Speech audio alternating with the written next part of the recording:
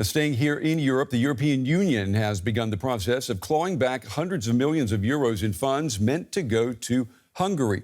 The move comes now that Hungary has missed a deadline to pay a huge fine for breaking the EU's asylum rules. Well, now the EU plans to deduct the fine from the funds earmarked for Hungary in the European Union's budget.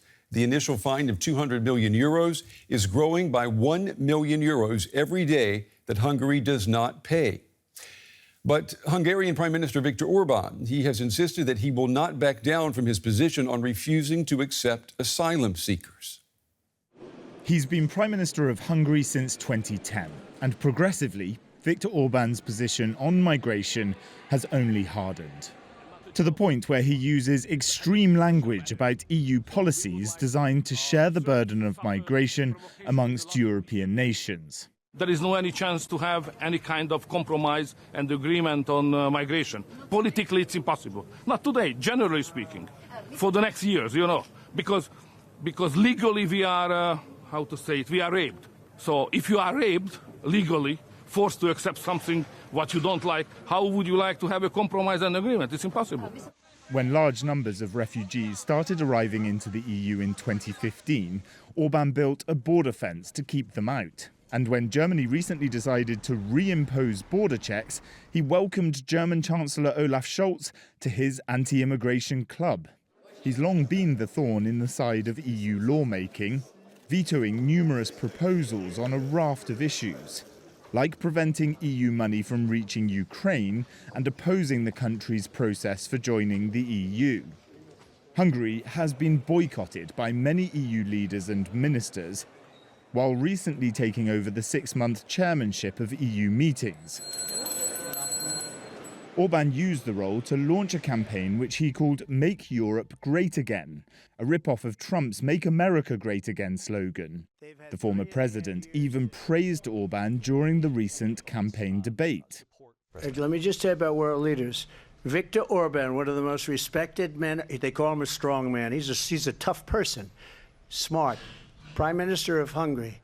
For eroding the independence of the judiciary and restricting media and NGOs from operating in Hungary, Orban's government has faced a number of legal cases from the EU.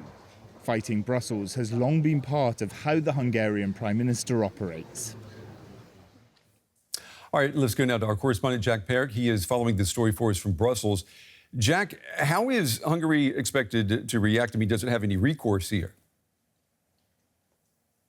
Yeah, well, they're not expected to pay the fine, to be honest. That's not what we're expecting to happen. This 200 million euro fine that was imposed by the European Court of Justice, it doesn't look like it's going to be paid.